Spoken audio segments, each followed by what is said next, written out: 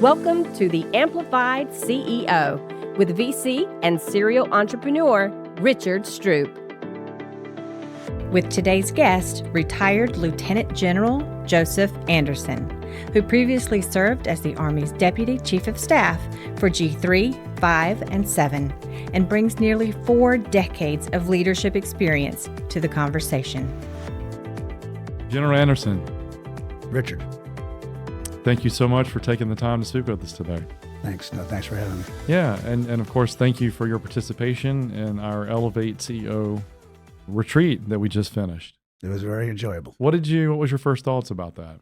That people seem to get the difficulty of being a CEO and what it's, and they were very focused on people. And I could tell by any time the topic was about teams, motivating, caring for, prioritizing, by reading their body language, they all understood the importance of, at the end of the day, it's about people. And as much goodness you get out of helping people, there's also many challenges that come with people. So they seem to be very perceptive about that and in tune with that. Mm-hmm. And of course, being business leaders such as yourself, a small business, but they still face the same challenges. Yes, it's a scale. It's a matter of scale that we have. And I was actually surprised at their feedback on one of the sessions that we had, which was about macroeconomics and the economy and where things are heading and kind of looking at the trends, using inflation for the cost of capital and how, outside factors are starting to control or limit some of the decisions that they can make. And I think it was an eye-opening, lesson for them. And it was an hour and a half session, but they ended up taking 4 hours to complete, just through, questions and giving examples and talking back and forth, which I thought was really, really powerful. Now, I wish I got to see that, but the feedback last night from everybody talking about what they got out of your program was, again, all very positive, and the theme from all of them was that they learned a lot from it, and they're going to be better off for it. So that's about the best compliment you can get, I think. Absolutely. Well, hopefully, if we have one in the future, you should come back. I'm going to have to come do the program. Yeah, I know Justin mentioned he's going to add you to the LinkedIn group. He is. No, I asked him. Well, be careful. No, I know. He's very verbose. That's okay. Yeah. That's okay. Well, he and I can add you to our Instagram chat. We throw memes back on one another. Is that what you do? Yeah. That's how we relate now. So through memes. Well, they were engaging people. They were good people, and you could see why. You could tell they were professionals because they wanted to be there to get better, and that's always a first sign. To me. Now, is this your first time in Surf City? Yes. Okay. And you spent time at Camp Lejeune. I spent time at Lejeune on Onslow Beach. Yes. Right. And you were mentioning how you enjoyed those beaches. I did. Yeah. I did. It's the one beach in Carolina that we thought, well, it was our favorite. But we're always comparing to New England, so it's a hard to compare. Yeah. Because they are very different. The beaches are different. The surroundings are different, and obviously the climate. You can swim in this water. You can't swim in that water. You'll freeze to death. Yeah. Now, which beaches do your family visit? You said New England. We go to Hummerock, which is a series of island chains. One of them is actually an Air Force Reserve recreation center. Mm-hmm. They have cottages on them, but on that particular peninsula island, I guess is the right word. It's got a big cement watchtower. It used to be a World War II outlook for Boston Harbor. So as the crow flies, you can just about see Boston, but it's below a fishing town called Scituate, which is one of the last real classic fishing towns, at least in the Northeast. And then right below that's this town it's in between Marshfield and Scituate, but it's called Hummerock. And you go over, like your bridge over here, you go over a bridge to get to it, and you drive down along peninsula, and it's got a big beach spit, and it's a gorgeous beach, but all you can do is stick your toe in the water. It's very cold. Yeah, that's the part. That's the part I don't care for. Yeah. Do you fish? Not so much anymore. No. Okay. Yeah. So my daughter goes to school near Boston at WPI. Yep. Yeah, we talked about her. We did. And you've met her before. I have. Army. ROTC. Yeah. Yep. She's going to be a Ranger someday. Yep. Hey, Audrey. Hi, Audrey. When we visit, sometimes we'll take her down to Mystic, Connecticut, Stonington. Yes. And some of those beaches down there. Yep. And one time we actually went over to Watch Hill, Rhode Island, which it's about a 20-minute drive. It's not too far. And I didn't know that that's where Taylor Swift has her house. Mm-hmm. Like this, I mean, because you talk about some really wealthy Yep. houses. Yep. Like they're beautiful, they're large, they're beautiful. And we were driving around. I was like, oh, there's a beach access over here, and we see a couple dudes walking with, look like AR-15s, and I'm like, oh my God, who lives in this house? They have to have people walking around with AR-15s. Yeah. Come to find out, it was Taylor Swift. I'm sure. Yeah. Yeah, beautiful house though. My neighbor used to be president of the NRA. He has since moved, but every hour on the hour, our backyards were together, and the guards they'd make a loop and in the wintertime you see them out there with flashlights and they're going around. So it's kind of when you first get there, it's a little bit creepy. Right. But the best beaches up there are on the Cape, by the way. That's Cape Cod. On the Cape. It's kind of like a microclimate like you've got going on over here in Surf City. Right. It's a pretty mild winter, and then the beaches there in the summer are you can go in the water. Okay. Yeah. Now you're from New York originally. I am. Yeah. So take me back to your early years. Like what motivated you to go to attend West Point and join service and all the many years that you've served for this country? What was the early days that kind of led you down? The path that took me there was really my family, because everybody in my family, my father, my uncles, my brother, Vietnam era, World War II era. My grandfather was World War I, so it was a family of service. My mother was a Army Nurse Corps assistant, so everybody did something where they contributed during rough times, and so I admired that. I respected that. My dad was in the VFW. His Navy buddies would come around. They were really cool guys, and so the culture of that. It was topsy-turvy. My mother wanted me to be a doctor, and I was going to go try to be a doctor because she wanted me to be a doctor. And then I finally realized one day, you're probably not going to make it because you don't really want to be a doctor. I've told you I wanted to be like, the sheriff today. I wanted to be a state trooper. I wanted to be a pilot. I wanted to do all kind of things, but a doctor was not one of them. And then I went to a college day, and West Point was not far from me. I'd gone there to see games. I'd gone to see boxing matches and other things there when I was a kid. But I went to that particular booth at the college show or trade, whatever you call those things, college fair, I guess it was. Right. And I went to the booth and I taught them, and at that moment I said, I'm going to go for this. And I was late in the game because it was the beginning of senior year, because you have to get all that congressional, a guy's got to sponsor you. You have to go through all the physical tests, the medical tests, all these things you got to do. And so it was late to need, but I did it. And I applied to Air Force and got in, and I applied to Coast Guard and got in, but the Coast Guard didn't call me until 2 days before I was shipping to West Point. I think if they had called me first, I might have done that. Wow. Because you speak about New London there, the Coast Guard's really cool. Yeah, beautiful campus. Well, and the Coast Guard's in much better places than the Army, because they're typically by the water and not in places like Fort Polk, Louisiana. Yeah. So, so after that, I never looked back. Was leadership something that you sought out, or was it something that you developed along your path of in West Point? No, I don't think if you defined.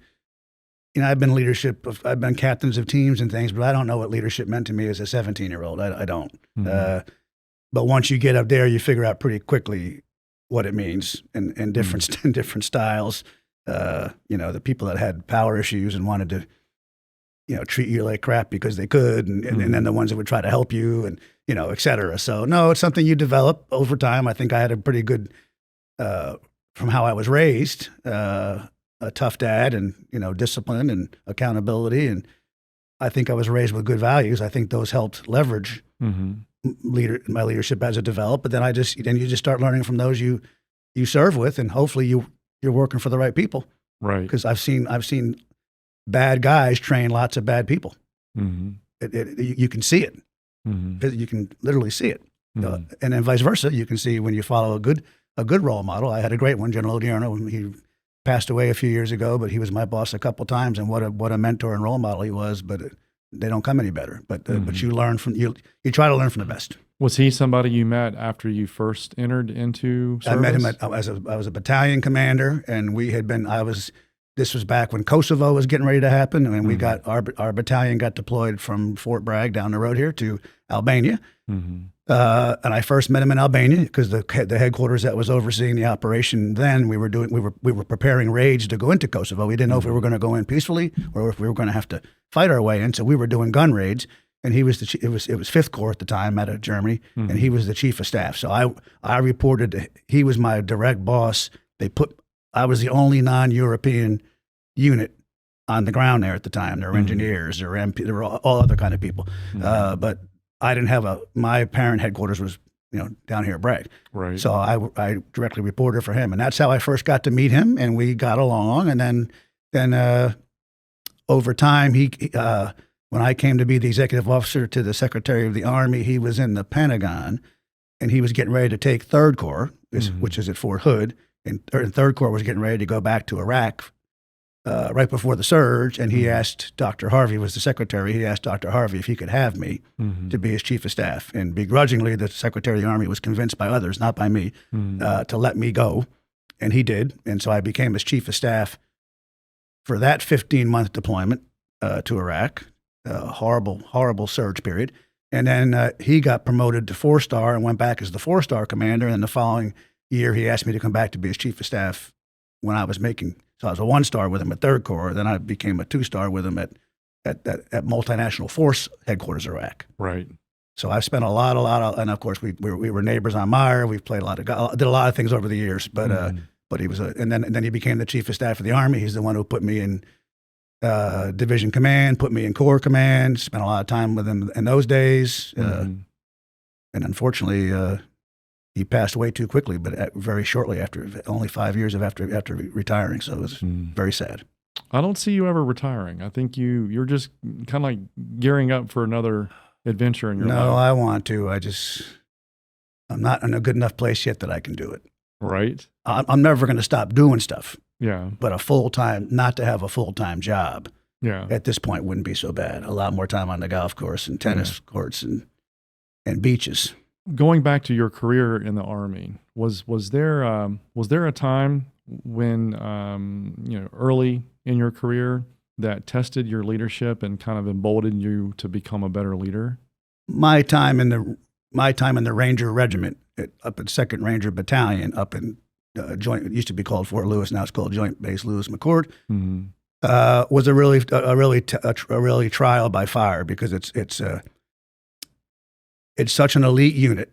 It's one of the units where most of the soldiers that come in there have no intention of making a career. Most athletes, scholars, all walks of life, but they come in to be in a high-speed unit knowing that chances are they're going to do something, meaning deploy and go do the Lord's work in some other country and come back. And they would serve. Maybe not all of them came and went, but a lot of them just came in, did their time, and got out. And that period of time for me, leading such a top quality batch of, not that my other soldiers weren't equally capable, but at that point in time, these guys were very capable. And then up to and through Operation Just Cause, when we were our company was the main effort for the Combined Joint Special Operations Task Force. So we were the main. You may recall when the coup occurred against Noriega back in May of '89 that failed, and so the two companies that were loyal to him, the ones that came down to surround the commandancia and protect him, changed the objectives for the operation. So the main operation became Rio Hato Airfield, where the Ranger Company of the Panamanian Defense Forces were, and their little mechanized company. So the two most prominent, powerful units became the target. And so gearing up for that invasion, going through that invasion, dealing with that, and then putting everything back together again when we came home was probably that test that at that point I knew I was probably going to go for the long haul. How old were you during this time? 30? Yeah, 30. 30. Was that your first true test in combat? Yes. So much different than soldiers, sailors, airmen, Marines, Guardians, although Guardians weren't around, but based on all the Iraq and Afghan deployments, I mean, most soldiers came in and, were in combat within a year or so of going to a unit. It took me 8 years in the Army to go to combat. most of that time you were in training, or No, I was in a mech, and I was either in schoolhouse for my infantry officer basic course and advanced course at Fort Benning. I did a tour in Fort Polk. Did a tour in Panama. That's where I had my first. That's where I had my first airborne company, and then went to the Rangers, and then turned around. And by the way, I was telling somebody that today, and I was telling Joe, your friend, the realtor guy. Those two companies I just mentioned, I used to train with those guys. So the guys I was attacking were friends of mine. Wow. Talk about bizarre. So I knew the compounds, I knew the commanders, I knew the units because we used to go train with them. Right. And I went to Panamanian Airborne School there. So now I'm coming back and going fighting the two guys that I trained used to drink cerveza with. Yeah. Now that must have been really humbling. It was weird. Yeah. It was weird. So after that experience, and then you kind of made a mental decision to go the long haul, as you mentioned. Yep. Walk me through some of the other deployments and assignments that you had. Okay. Well, the next one was where I told you where I met Odie Arno. So the next one was when we got deployed it's called the Quick Reaction Force, or QRF-1 for short, when we got pulled out of Bragg to go do that in 99.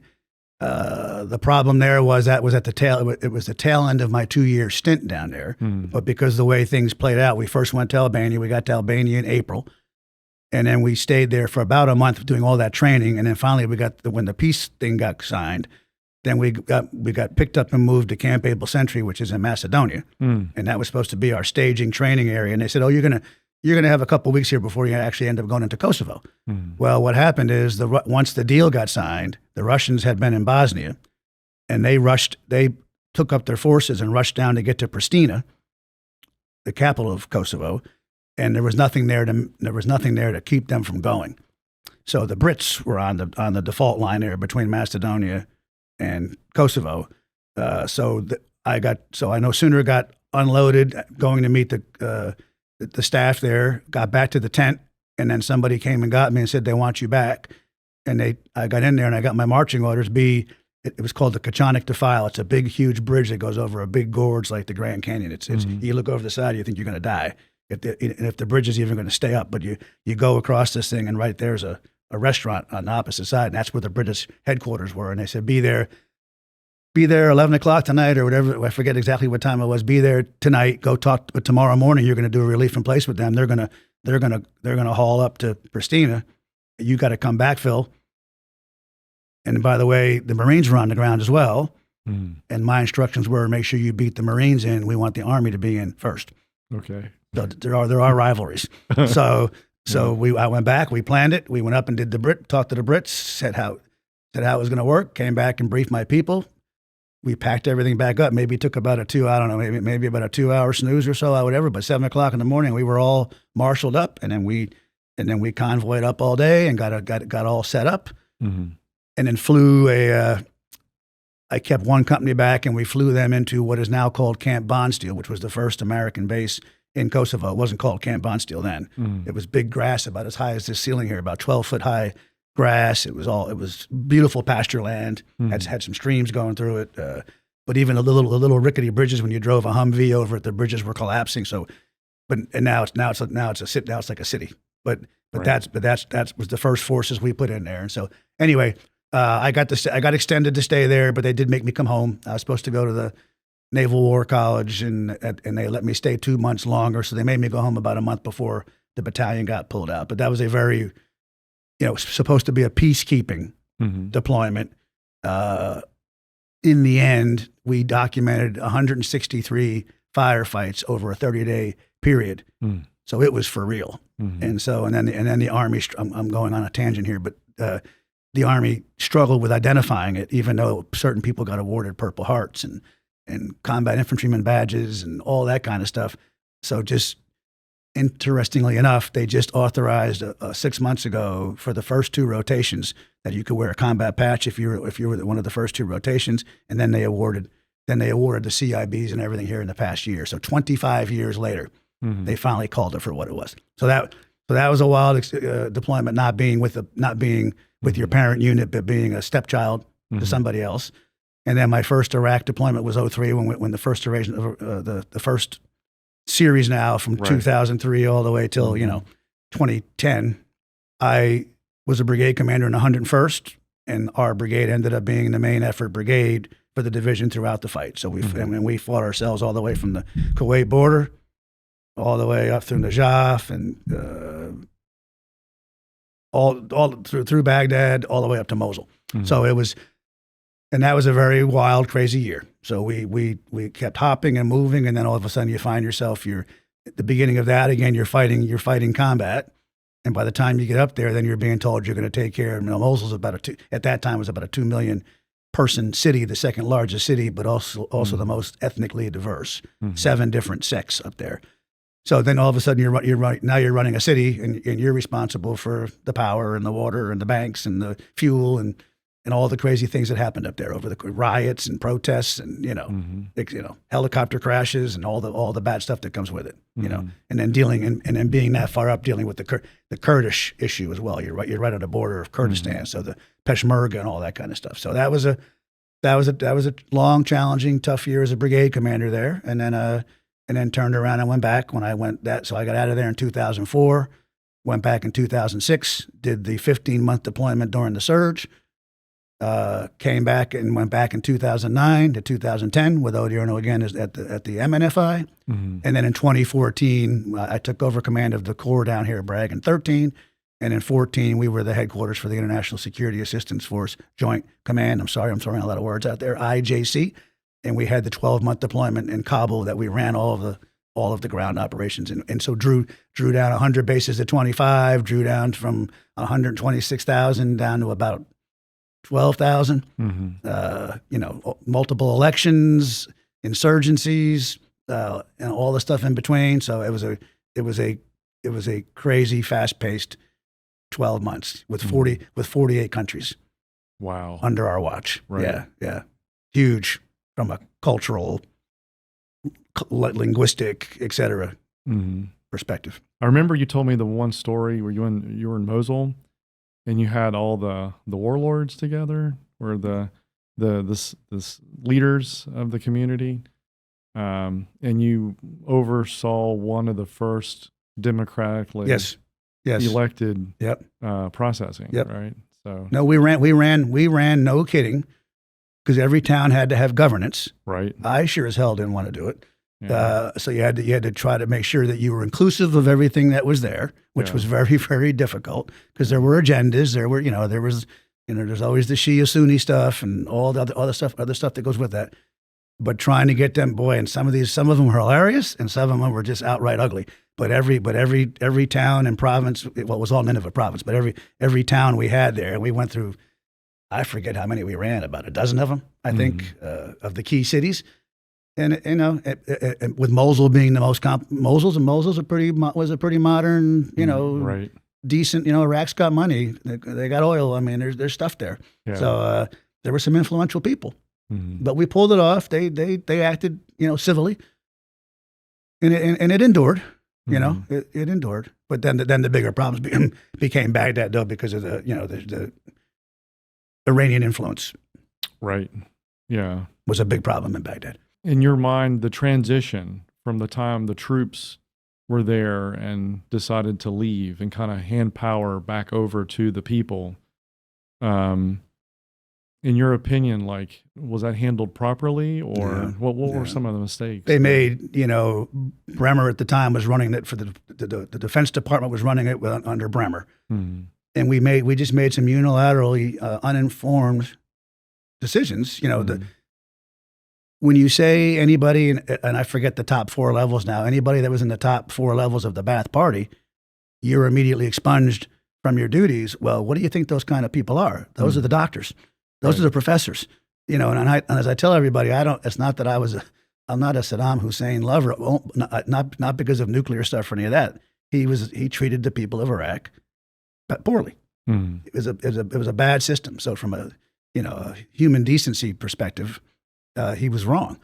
But to come in and say, if you lived there and grew up there and your only way of survival was to join the Ba'ath Party, I think the most average person is going to join the Ba'ath Party. Right. Because that meant you were going to survive. So I don't think it was anything malicious. It was survival. Right.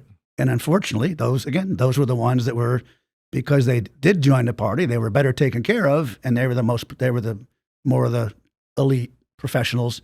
So disbanding all that and then saying, who the hell is going to do surgery or teach the university when you're trying to get the university back? The goal was to get everything up and running again, so kids got off the street, kids went back to school, the post high school could go to university and learn a skill and all that kind of stuff. So how do you keep the economy running? So that was number one, and number two was the disbanding of all the forces, what you just referred to.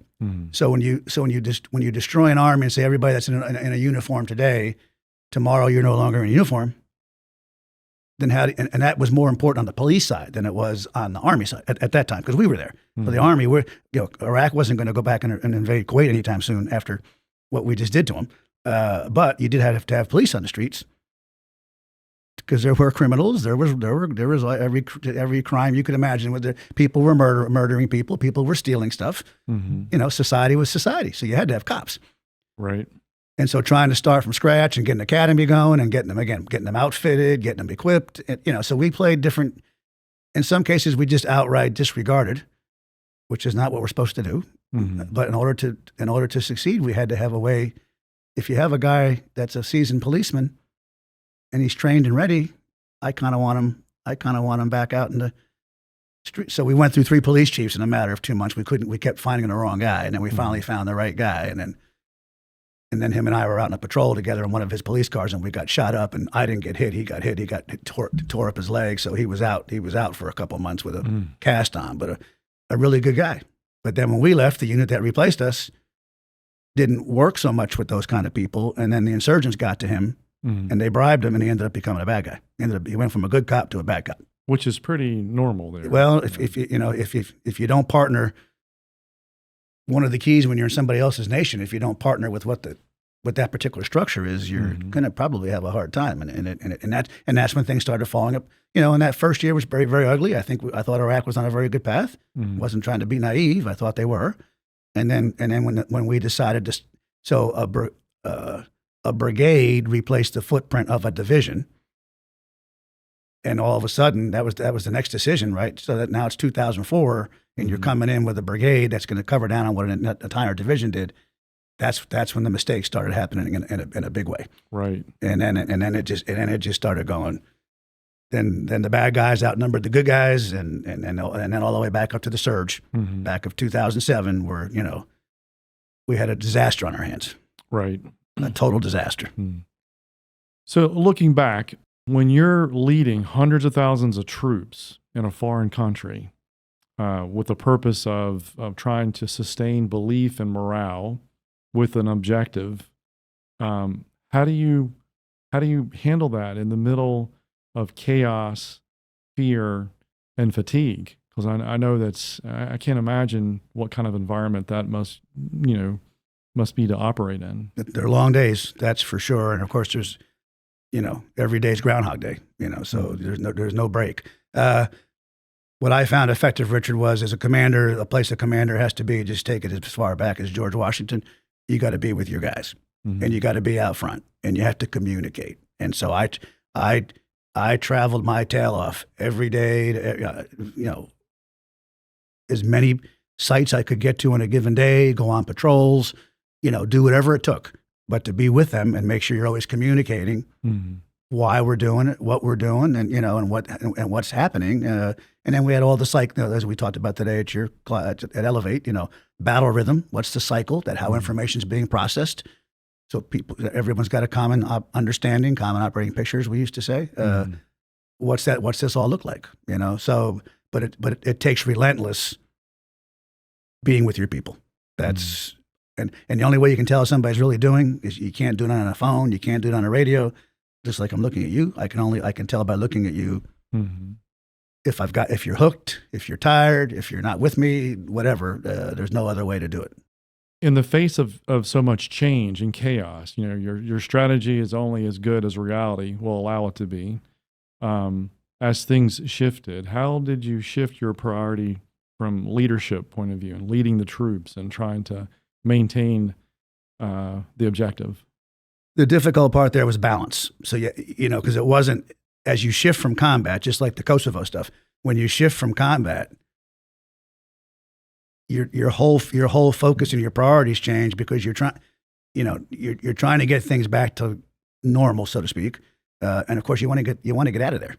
You don't want to spend the rest of your life there. But unfortunately, a lot of us did spend a lot of our life there. So it's how as you're balancing the priorities more now, so from a civil affairs perspective, and how you're making sure what are the essentials. And there were many programs like the Commander's Emergency Response Fund. It was called SERP, and that gave you buckets of money to go out there and invest to build a new school, to build a new hospital, to build a new well.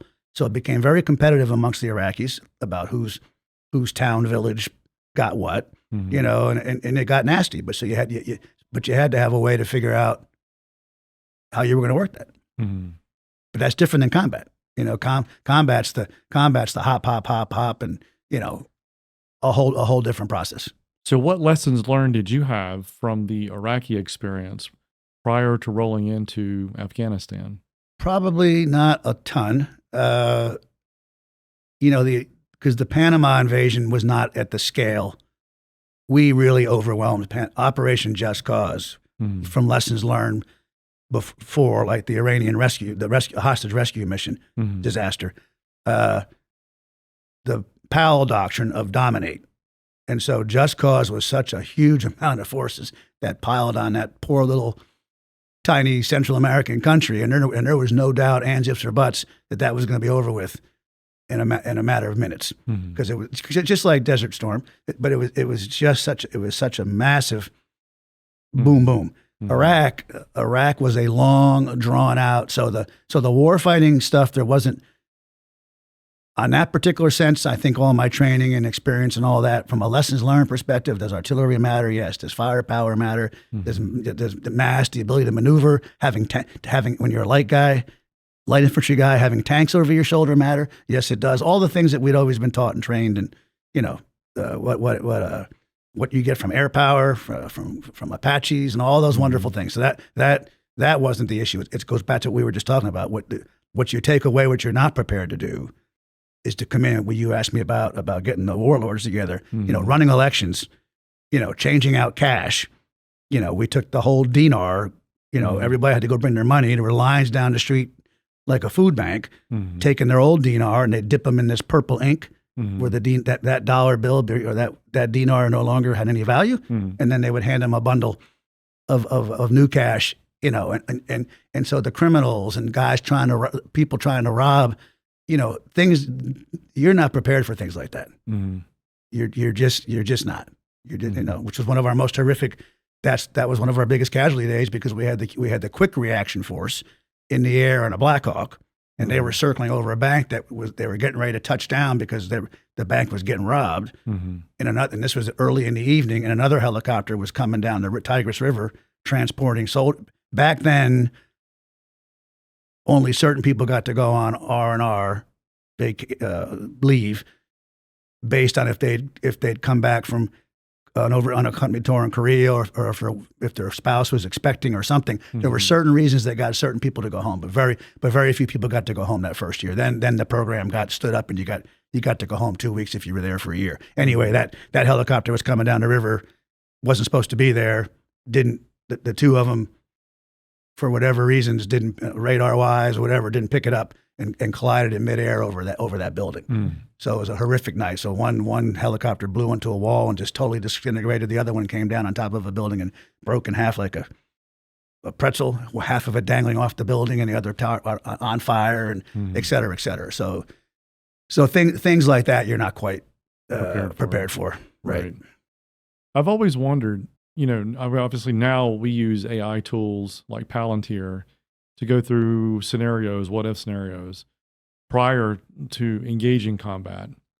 And it must be, similar to a mergers and acquisitions deal, where you prepare the front side to acquire the company, and you go through due diligence, and you figure out, here's our targets, here's the reasons why, here's our assets, this is what we plan to do with the assets after we capture them or acquire them in that degree. But it always seems to be most of the effort of success or failure happens during transition, after the deal's done or after combat has ceased, right? Can you compare or contrast to where the Army is today, whereas where it was before, on how do they prepare to the transition to do the nation building and operating after they've completed their objective? It is like an M&A. It's hard. So lesson learned there, which I do take primarily from my Iraq experience and used to fight with the embassy in Afghanistan. You have to have a joint campaign plan. So inevitably, military leaves and civilian control resumes, right? Isn't that kind of the way the world's supposed to work? Right. So there needs to be a plan. So we did develop. We had a phenomenal. One of the highlights of transitioning out of Iraq was having a joint campaign plan written between us, the military guys, and the embassy downtown. We brought in an external team of about 12 experts of all kinds, political, economic, et cetera, to come in and tear the plan apart and review it. And then we developed 4 lines of effort. I think I'm going to remember them all. One was security, one was rule of law, one was economic, and one was the fourth one. I'm going to draw a blank. But we binned all those, and we took all the tasks that were in the campaign. There were hundreds of them, and pinned them all against one of those 4 lines of effort. And then we had a weekly meeting on Sunday nights at the embassy. I chaired the military side. The deputy chief of mission chaired the embassy side. And every week we rotated. So once a month we hit each of those lines. So first Sunday would be security. Second would be rule of law. Third would be economics. And I'm sorry, I don't know why the fourth one was drawn. I'm drawing a blank. So we would go through and we just started. So what tasks were going to stay, which means somebody had to take over. If it was going to stay, was it going to stay in full? Or was it going to get trimmed? Was it going to be changed, but still be a task, but modified, or killed off the table? So we would go through and then we would start assessing based on what the decision was about what had to be done, how that progress was over time based on what USAID was doing. Or INL, for example, was in there training all the cops. When was the cops training done? When was the court back in? When was the court back in place? Where were the judges? Was the judiciary separate from the prime minister, et cetera? So you're right. So you have to have a game plan for that, because eventually you are going to go one way, or if it's run out of Afghanistan like we did, or you're going to phase out like we did in Iraq, only to go back and fight again. But one way or another, you're leaving. But if you don't have a plan, so I got to Afghanistan, I said, where's the joint campaign plan? Because I got there in January, the election was in April. They moved us up because they realized they were going to change out the headquarters in the middle of the election. So they moved our deployment to the left. And so I'm walking in right when this stuff's all about to happen and then we knew we were leaving. The administration had announced we were drawn down. So I said, where's the plan? We don't have one. But I couldn't convince them to change. And I wasn't the 4-star headquarters there. I was the 3-star headquarters there. So my job is to shut my mouth and worry about what's going on the ground, which I did. But it doesn't mean I liked it, but that's just the way it was, and that was unfortunate. So it worked. That process worked very well in Iraq. Was there a reason why we didn't have a plan for Afghanistan? Or? I think they thought they knew. I'm going to have to assume that was either arrogance or ignorance. I talked to the ambassador about it multiple times, and we just didn't see eye to eye, and I gave up. Yeah, I knew I had to figure out something. So in the part I had to worry about in the transitioning of the bases and the Afghan army, et cetera, et cetera, et cetera. We made our own game plan in the end, because you had to, like you said, you had to have something. Right. And we did. With you being the leader in an environment where you had multicultural communities, very diverse individuals from multiple languages, from multiple religions, how did you build unity in that type of environment? In that building with diverse teams. Respect. Treat people with respect. So my predecessor never even, for the whole 10 months he was there, never even went and saw, for example, the Italians out in Herat. Never went out there and visited that camp and spent time and walked with those troops. And hell, I went out there and flew their helicopters, shot their guns, did whatever. Went and met with the police chief with them, and went with the Army Corps commander out there. et cetera, et cetera, et cetera. So I rotated, just like I talked to you about in Iraq, my own forces. This time I had a rhythm that, the Germans were up north, the Italians were out west, the Turks were in the capital with me, right? Their headquarters was right down the street, literally right down the street on the base from where I was. And just treated them and actually tried to spend more time with them and the Marines, because I also had Marines, and didn't so much worry about the American division. It's not that I ignored the Americans, but that wasn't my. I had able commanders there who I knew. Yeah. I knew very well. Yeah. We all served together. And in one case they came from my corps anyway. So obviously I knew the unit. So I wasn't worried about them. I just wanted to make sure all the others felt. Because it was very weird when I went, you do a thing called a pre-deployment site survey, a PDSS. So when I was there in December of 13, before taking over in January of 14, every time you got two of those before you deployed. One was in the summer and one was right before. And so I want to go see the Italians. I didn't want to go see. I went to the Germans the first time, and I went to the Italians. So the guy that was the commander in front of me before me said, "I'll go with you." And so it was a very bizarre conversation. We went over on a C-130. When we landed and come down the stairs, and the Italian general says to him, "Well, it's nice to see you, General X." And I said, "Wow, you guys have been together for, at that point, 9 months, and you've never come out here and seen this guy?" Kind of spoke volumes. Absolutely. And we see that in the corporate world as well. When leadership fails to go walk the line, where the employees are or servicing the customers. And right. It's almost as if they forget, while we do the business and less focus on the spreadsheets. Well, customer success is kind of important in my book. So after leading combat, did you transition more into the back office? I guess I did. At that point, you were stationed at Fort Bragg and you ran operations there? No, when I got back from there is when I got moved to the Pentagon. Oh, okay. Then I became the G357, which is Ops, Plans, and Training. So again, the biggest section in the Pentagon, G3, 1,300 people, with responsibilities for everything from force structure, the special operations, to aviation, to training, to war plans. We're the only service that puts all three of those on one guy's shoulder. Most services do two. Right. They do the 3 and the 5 part. They don't do the 7 part. So. A huge enterprise, horrific schedule, horrific amount of responsibility, and a horrific environment. Yeah, I can only imagine. It was horrible. And how many years did you serve that? I did it. I'm the only person that's ever done that job for 4 years. 4? 4 years. And the average is what? 2. 2? Or less. Yeah. And that's before you retired. That's right before I retired. It greatly contributed to my retirement. Right. When I had a disloyal member of my staff try to take me down, he succeeded in stalling me. But by the time I got through that, they offered me to go on again, and at that point I'd lost faith in the institution. Because people believed somebody with a very horrible reputation over me, and that's the problem with the military. Anybody can come after you for a variety of reasons, be it jealousy or whatever. In this case, vengeance for not getting promoted, and so leveraging a whole bunch of charges against me, all to be disproven. But it took 210 days, so it's like a cloud over your head. Right. You're trying to do your job. But you don't know what the outcome of this is going to be, because anytime you dig, the deeper you dig, you're gonna find something. Thankfully, there was nothing, but I had to defend a whole bunch of things that were just not true. And by the time I got done with that, I said, "This is enough." Well, compared to where the Army is today, whereas before you left service, how do you feel how things are working now?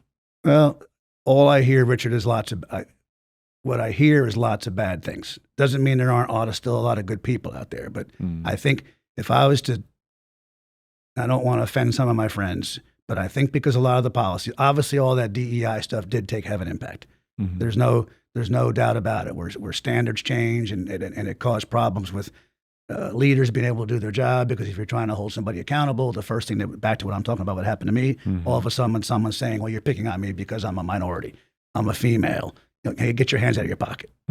Well, you're picking on me because I'm a woman. Well, no, we don't put our hands in our pockets. But it got a little bit crazy, in my opinion, on that, and I think it caused and you're seeing it now. So there's two kinds of, when I say, I'm going to be specific on this one, there's two kinds of generals: the ones that do something and the ones that just try to ride along to get promoted.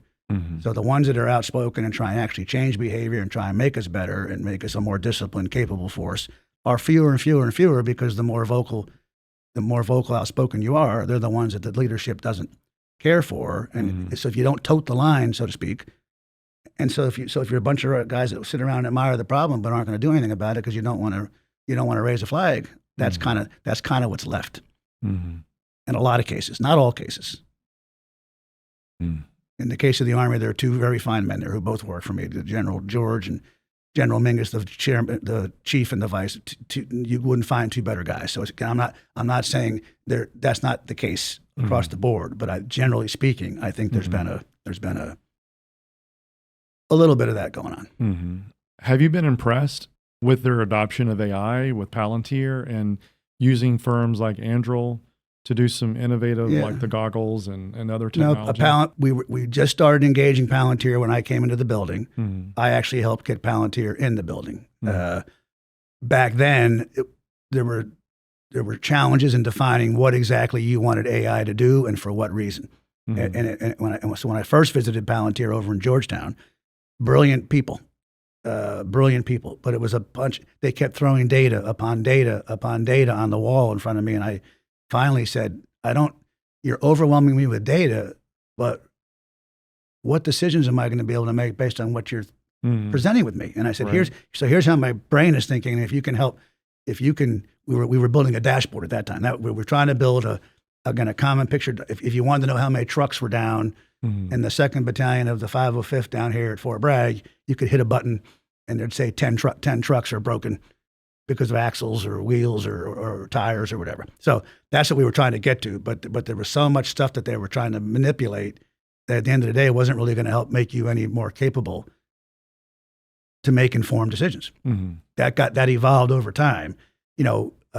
AI, my sensing now, because I'm in that business on the outside, and I work with a couple of very powerful companies that deal with it. Now it's the fear of what you want it to do or not to do. And it all boils down to all things autonomous. It's the same challenge. What do you want humans when do you want a machine to be able to make a decision that a human used to make? And what things require either a human on the loop or in the loop? And I'm watching them struggle with that routinely.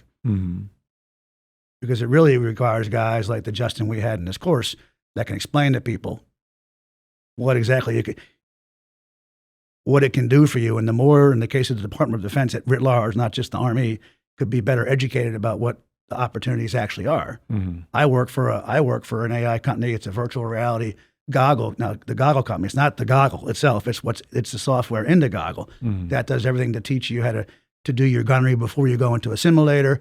It's got first aid scenarios. It's got how to change an engine out of a tank, how to fly a helicopter. And the amount of and it has menus for things like suicide and sexual harassment and assault, where it puts you into you put the goggle on, looking at a guy in there that looks just like you look. I mean, right now, but in this case, it's a troubled guy who's going through a divorce. He's got a drinking problem. He's got money problems, and your job is you're actually talking to him. So it's not going into a classroom like we did for all these years and saying, I'm going to show you 8 slides for an hour, and suicide's going to stop. And obviously, it only got worse.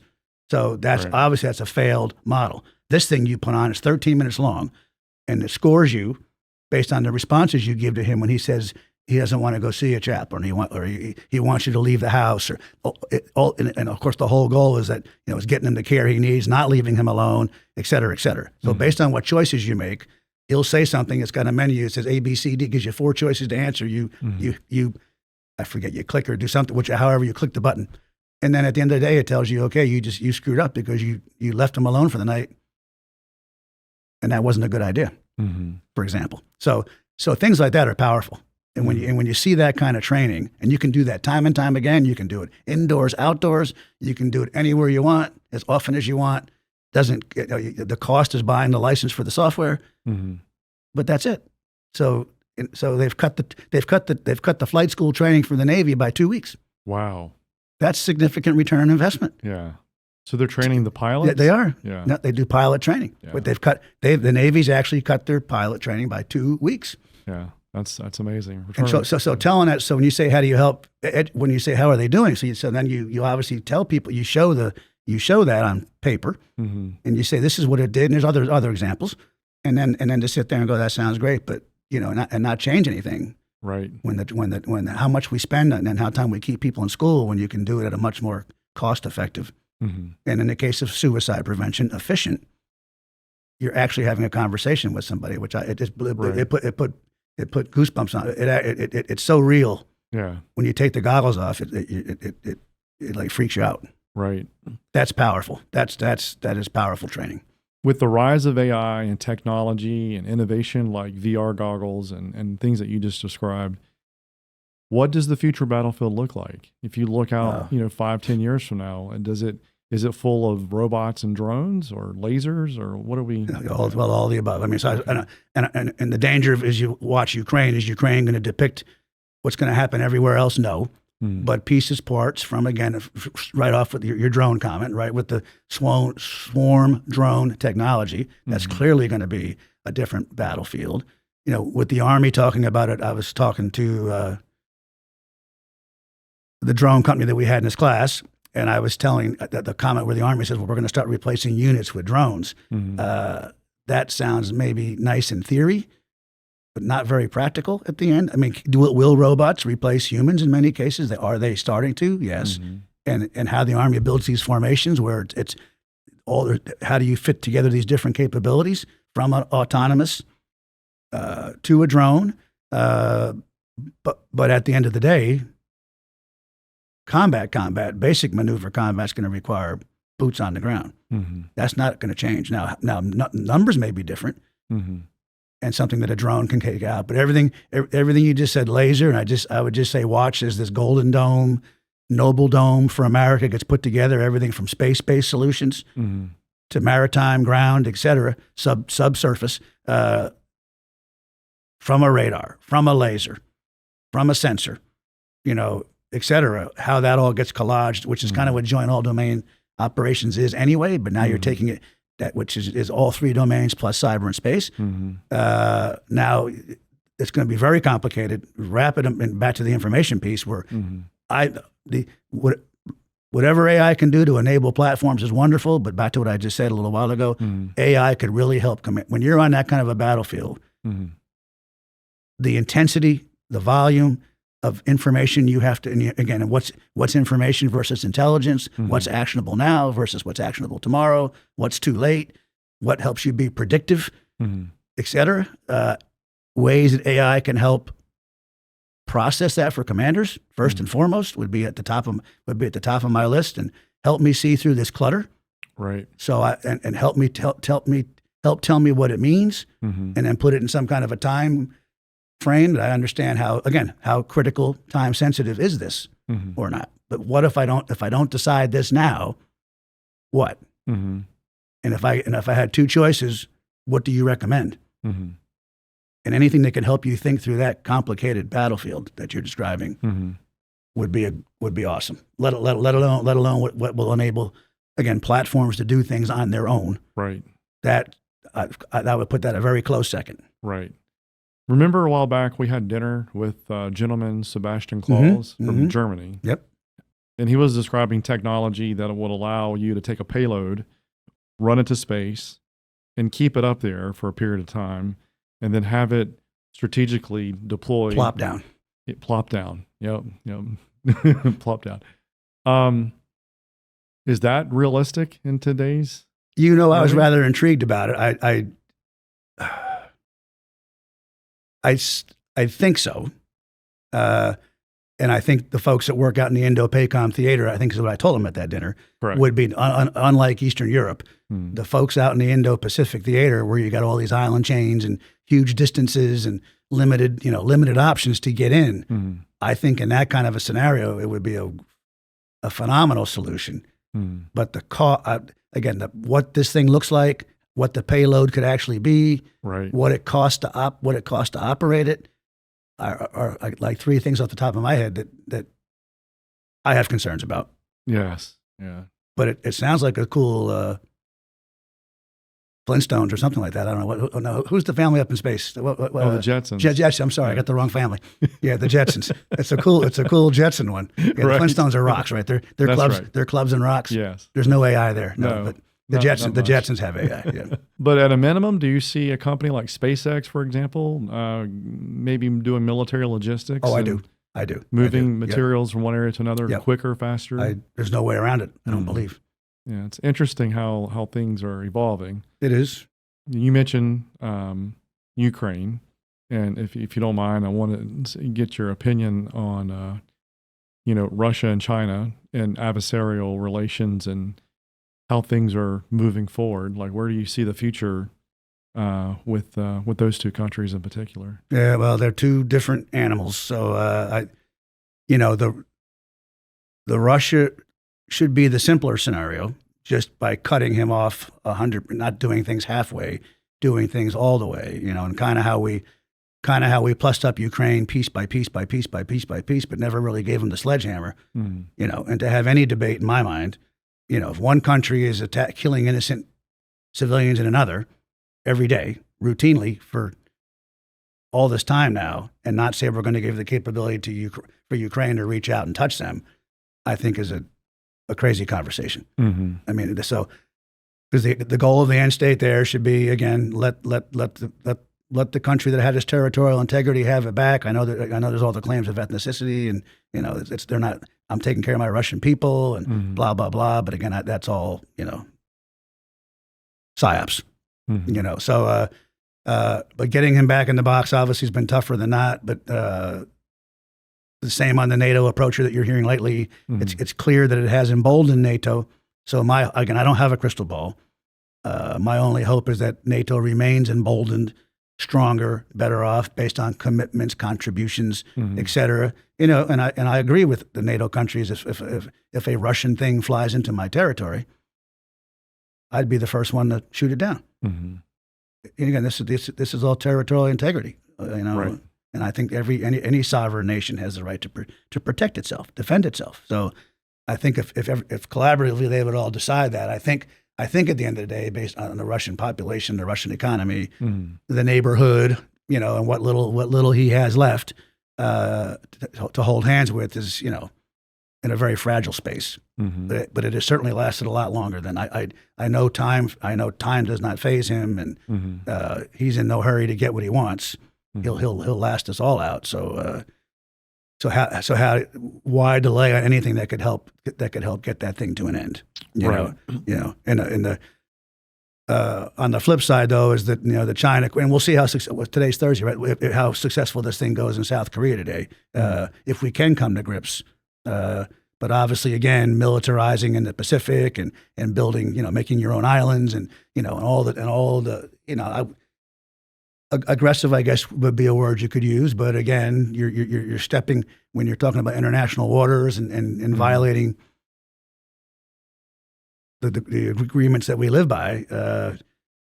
Going unchecked doesn't make sense. And then Mm-hmm. back to your comment about from a much more sophisticated nation, when we used to say peer, near peer, but when you talk about all things AI and cyber and things like that, when we're being beat, we're the second, we're not number one, we're number two. Mm-hmm. How long do you keep playing that game and letting that roll out? Right. Because playing catch up is very difficult. Right. So how they've been able to play a whole different game. Yeah. But again, not without economic struggles and human rights violations and all that kind of stuff too. So Mm-hmm. it's a little murky, and then via the North Korea stuff as well. So it gets complicated. Is it in America's best interest to assist Ukraine against what's happening with Russia? Since I know they were part of the USSR back in the day, and they broke off when they were independent. So did the country of Georgia and a few others, Lithuania, Bulgaria, Romania, yep. Yeah. Czech Republic. Should we be investing, I guess you can say, money, U.S. taxpayer money, into foreign policy that helps enable countries to defend itself, or are you on more of the side of allowing the chips fall where they may? And what is your thought on that? I mean, from a They're not a NATO member, obviously. Correct. Although by all intent and through all intent and purpose, NATO's kind of treating them as such. Mhm. Safe to say, I think. Well, everything from rallying the troops to defend them. Right. Yeah. That's right. Yeah. Except for boots. Yeah. I think the issue is big. The issue in my mind is bigger than Ukraine because there's no. For all those years when I was in the Pentagon, we were working very hard to make sure Russia wouldn't do this in the first place. By the big operations we were doing, he's got those support exercises he does. We did Atlantic Resolve, and you're basically watching each other across the border, and you're watching jets go and planes go, and troops jump and march and shoot and tanks roll and all. So we were building up a pretty good presence, and then we built that. There is that alignment that we have between the Baltics and Poland. The enhanced forward presence mission with the Brits, with the Germans, with the Canadians, and us as lead nations with contingents. The problem, I think, Richard, is not Ukraine per se. I think helping Ukraine is the right thing to do. The question would become if Putin had run through Ukraine, what next? Where next? And I assume it would be up. Up. Yeah. Yep. And so that fear is always so. Yeah. If we didn't do anything to help them, I'm afraid who knows where that could have been by now had we and others not done that. So it's big in my mind. It's bigger than Ukraine, and it is about Russia, and it's about him going unchecked. If he was allowed to go unchecked, he'd just keep going. He'd just keep going and going and then pick a fight with right, NATO. and then getting and then you got the Finns looking at him across the way. Yeah. So who don't like them at all. So I'm not sure how that would have played, but I think I think the right thing to do there was to help them defend themselves. In my mind, it appears that both Russia and China have become more aggressive, say over the last 5-10 years prior to the last 5-10 years. For sure. Why do you think that is? Is it because their population's declining? Or are they trying to be more aggressive? Is it the fact that they have more confidence?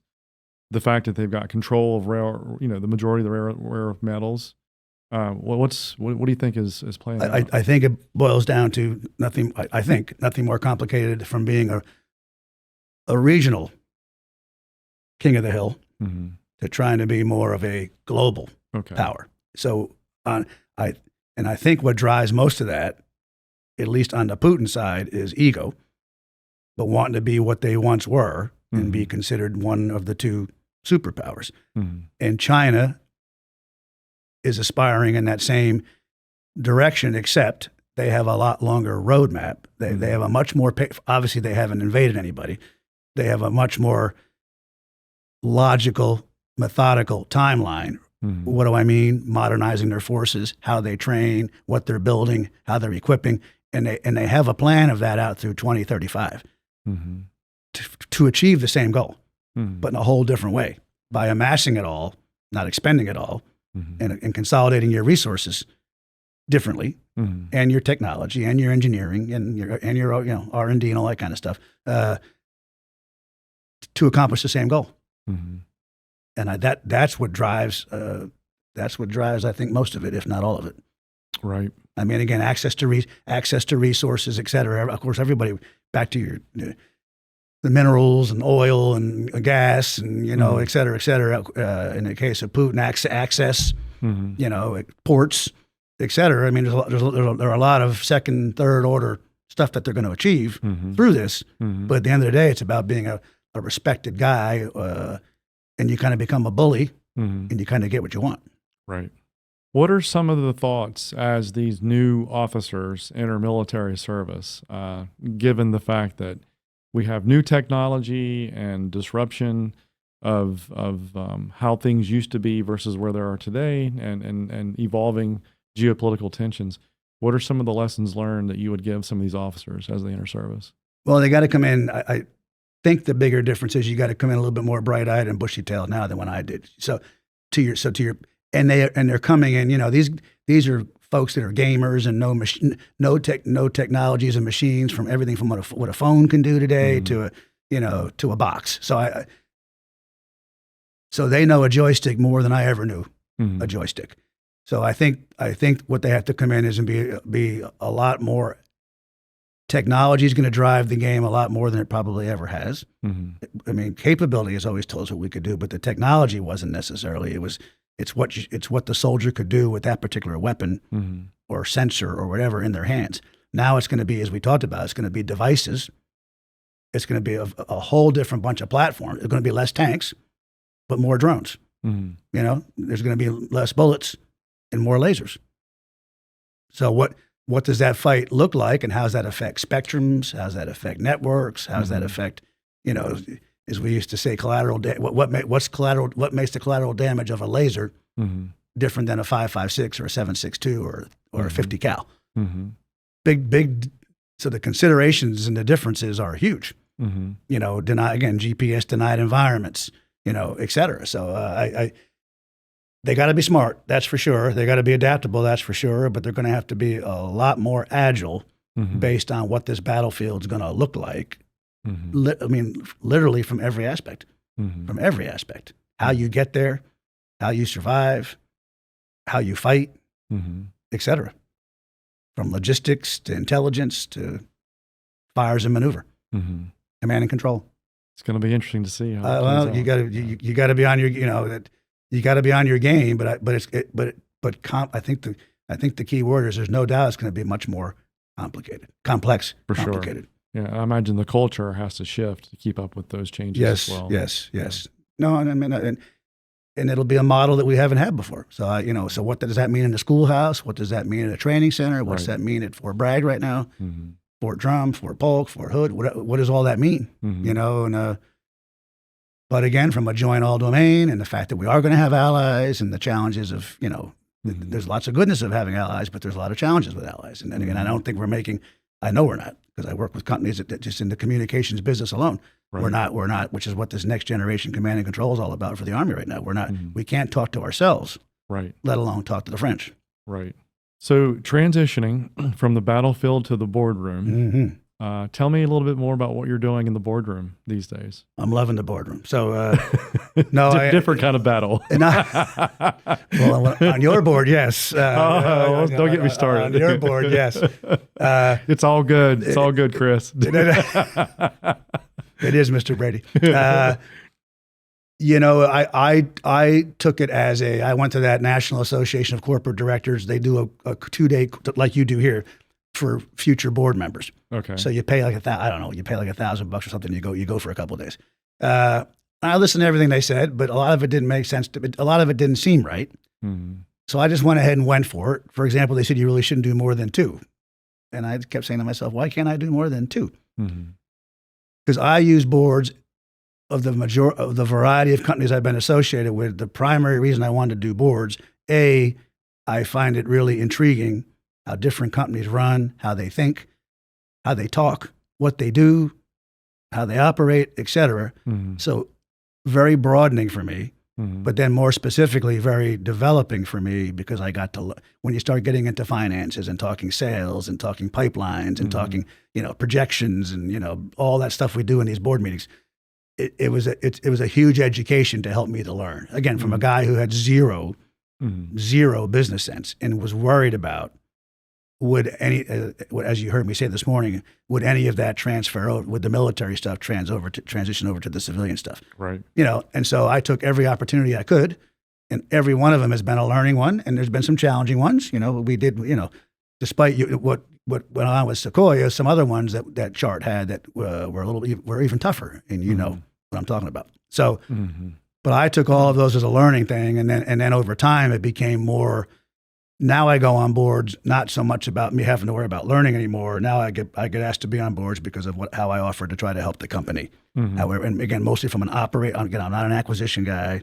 You know, I'm not a sales guy. I'm not a finance guy. I'm not a lot of things. But from an operational context, if you match me up with the right technology or capability, I'll find a way to help you, in most cases, to improve your revenue. Right. So that's why I do it now. And I think, but you do have to watch. You do have to watch how much you do take on based on what your full-time job is. Obviously, conflict of interest based on if somebody's dabbling in the same stuff that you do, or you know. And then I do the nonprofit world too. And that's not to learn the nonprofit world, it's to help organizations that help people. Mhm. And it's and anything I can do from a lot of that's obviously in the fundraising business. We just, I'm the chapter president of the NDIA DC chapter. We just gave a check for just shy of $55,000 to the USO Southeast region last week at a luncheon, at an ROTC luncheon, where we gave $35,000 away to 15 deserving future leaders. Mhm. And I went home that day and felt the week before I've been on the stage at AUSA. I'm on the board of Tragedy Assistance Program for Survivors. It takes care of all the Gold Star family members. Bonnie Carroll and I as the board member, Bonnie Carroll as the president, went up on stage. They got the National Partnership Award at the Association of the United States Army. So that just fills my heart with pride that organization gets the recognition. And it's not about getting the recognition. It's about awareness. Because anytime you can make an organization like that aware to somebody who's lost someone due to suicide and help get you through that grief and coach you through, there's no better organization than TAPS. None. And I bet my life on it. And fast forward to coming home from that luncheon and, giving out basically $85,000 that day and go, wow, if that doesn't put a smile on your face. Right. I mean, I was on cloud nine for the rest of the day till I went back to work the next day. Yeah. Until I walked back in the office and said, well, so much for that, but, Right. But being able to do stuff like that is really meaningful to me. And I obviously only get involved with companies that I can agree with what their culture is, what their character is, what makes them tick, what they do, and who the people are, and that's the one good thing about being out of uniform. You can pick and choose who you want to play ball with versus having to play ball with somebody because they're in the same unit you are, the same staff or same whatever. So Right. it's a lot nicer here when you can pick and choose what you want to do with who. What are some of the lessons you would recommend to startups, especially those that aren't familiar with SOPs, bring in your military experience and how to help enable small businesses to initiate systems and to motivate leaders, the CEOs, to become emboldened leaders to scale their organizations? Yeah, it's hard. So you got to do your homework. You got to know who you can turn to, because the variety of things based on what kind of a company and what kind of are you a products, services, or both company, are you going to have to do classified level work? Are you going to do government stuff? You're going to do commercial stuff, public, private.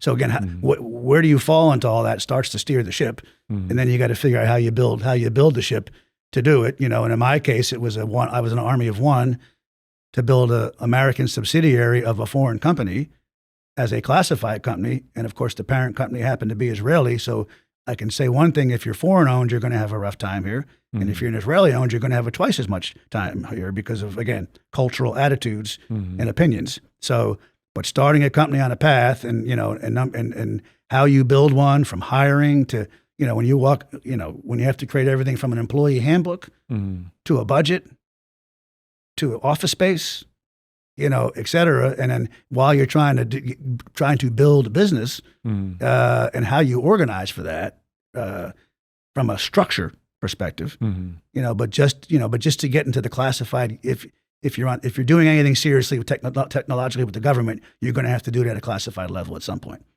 for sure. For example, so that's a 2-year process, give or take, 2-year process. To be a sub vendor to a prime, a tier 1 prime, you have to have ISO 9001 certification. That's a $20,000 expenditure, about a 6-month audit process to get a quality management, quality assurance plan put together. Another example. Another one is you have to now, based on the cyber maturity model certification level 2 requirements, by either November or December, you're going to be required to have that to be valid, to be externally audited to those 110 tasks to be out externally audited, which costs for a small business between $30,000 to $50,000 to get that certification. But you're going to have to do that to submit contracts. So the point being, as a small startup, there's so many things you have to understand and learn about what your insurance, taxes. I mean, just like your personal life, it's 10 times more complicated. So again, knowing what that looks like, knowing what it requires to get up and running, and then what it requires to get a P&L I kind of put in 3 buckets that all have to happen, and they really can't happen in together. They have to happen as a chronological path. Mm-hmm. You have to have one before the other.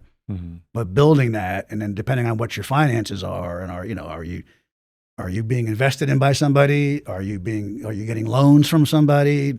What's paying the bills until you win a contract that pays the bills. Mm-hmm. It's a journey.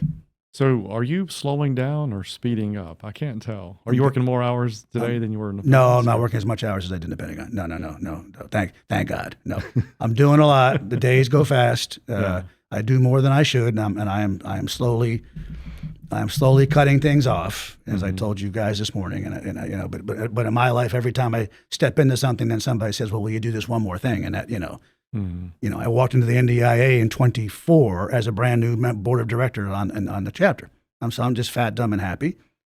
I knew the president a little bit. I knew the guy in line to take his place. Well, the guy in line to take his place takes me to lunch and says, "Joe, I don't want to do it. My business is struggling. I don't want to move up." So it's got a president, an EVP, an SVP, and a succession line. So he says, "Will you do it?" And I said, "Man, I was just coming for the show." And then I said, "I'll do it for you." And so it's been things like that are volunteer work that take an inordinate amount. We put on a golf tournament. We do the ROTC stuff. We do a DOD budget panel. We do a monthly board meeting. Speakers. I took over. There was not one speaker lined up for the entire year. So here it was in January, and the first speaker in January was the national headquarters, but we had nobody from February to the rest of the year. And then we do executive dinners. We do, nothing was booked. Nothing was on the table. And the amount of work to clean all that up and get the chapter functioning and get people engaged again. And, but then they wanted me to stay another year. And I said, I am going to respectfully decline. So I built my bench I brought on 2 more officers this year to have a bench. And I said, nope, I one and done. Yeah. Hard to say no. It is. Yeah. And it's a great organization. It does a lot for all size businesses. It really does. But at some point, we do need. You're looking at me like I'm really old. We need younger people. No, I'm not. We need people that are younger than me doing this, right? And get them energized and motivated. Right. That's what I'm trying to do, which I just did. That's what we're doing there. We're going a good 20 years lower, right. and that's what we need. Are you having fun right now? Yeah. Most days. Compared to your military except service? Except on the golf course. I had a ball in the military. My only regret, it finally occurred to me when I should have left before I left. I figured that out. It took me a while to figure out why did I stay. So I didn't, because those 4 years in the Pentagon were miserable for a lot of reasons. Why did I ride that out after being promised so many things that obviously weren't coming through? But trusting in the leadership was my mistake there, and then waiting as long as I did. But I loved every day down that place down the road there on 95 Fort Bragg is. There were some tragic days, obviously, but or that little Ranger company out of jail. If I could go back, if I could have kept that job for 30 years, I would have been very, very, very happy. So what's one recommendation in leadership that you would offer to founders looking to start a business? Why is that a good idea, in your opinion, in today's economy? Well, depends. I'm not sure it is a good idea. So from a market analysis, you got to understand what you're trying to bring. What's the competitive space look like? It may or may not be a good idea. And the problem with small, as I've learned, even though I have a humongous parent company, multi-billion, 8,000 employee parent company, competing with the big boys here is very, very, very, very. And you rattled off a couple of companies there earlier who are very, very capable. They're also a powerhouse politically. Yeah, lots of funding. Yes, that's right. No, huge investors, huge political connections, but great capabilities. But as you talk about people coming into the drone space or the counter drone space or the AI space or the robotics space, you got some huge competitors. So the question becomes, how are you going to do?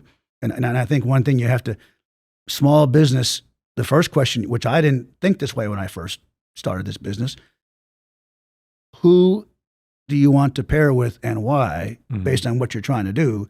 But in multiple cases now, had we not done that, we wouldn't have succeeded.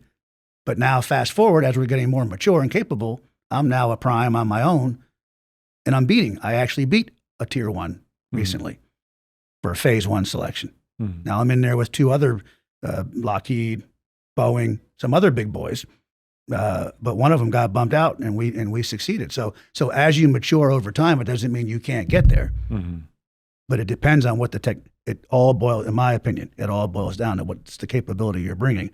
How mature is it? What are the characteristics? What's the cost? How is it, past performance and cost, and all those acquisition terms all matter, and how do you demonstrate that? But even sometimes when you do, you lose, because the system is not necessarily flawless. Right. I would actually state just the opposite. It's got ripples of corruption. Yeah, it's very tough. Yes, it is. Yeah.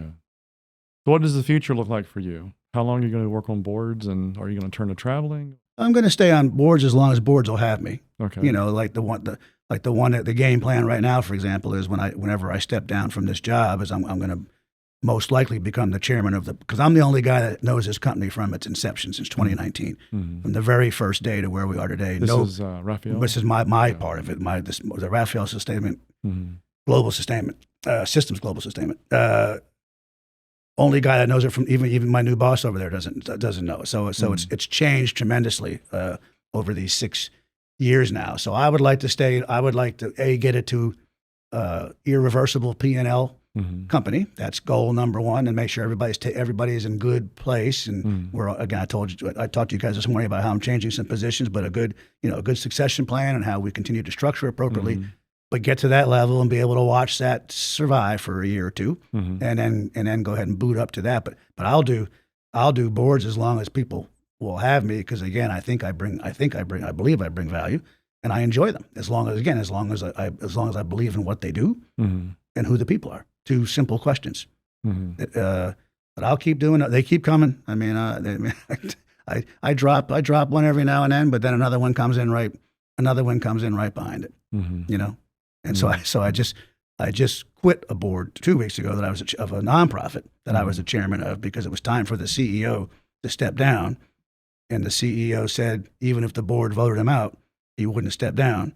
So I said, okay, well then if you ain't stepping down, I'm stepping down. So I just dropped that 2 weeks ago, but just got picked up. I'm now on the USO Mid-Atlantic Council as of 2 days ago. So just stepped off of one. But I'm not the chairman anymore. I'm just a member. Right. But one goes, and then one's right in the chute, behind it. Right. In the nonprofit world. So, but another great organization that I believe in is the USO. And my former good friend of mine, Mike Linnington, former commander in the 101st with me, and many other times, is now the CEO of USO National, as of last week, I think. Yeah. Well, I wish you all the best in your endeavors as you continue your leadership with your organizations and the ones that you serve in nonprofit. And you're one of the most influential leaders I've ever met in my life. And I also want to thank you for your many decades of service and what you've done for this country. And I just really enjoy you coming down here, spending time with me and the participants in the Elevate conference. And anytime you and Beth want to come back, you let me know. You have a place. Always have a place to stay. Just give me the key. I'm moving in. I'm not, what's those people that squat? They come in the room, then they won't leave. Well, that's why I have key codes now. I know you do. You can get in. I can wipe them out. Yes. I'm not leaving. I can give you your own key code. I'm not leaving.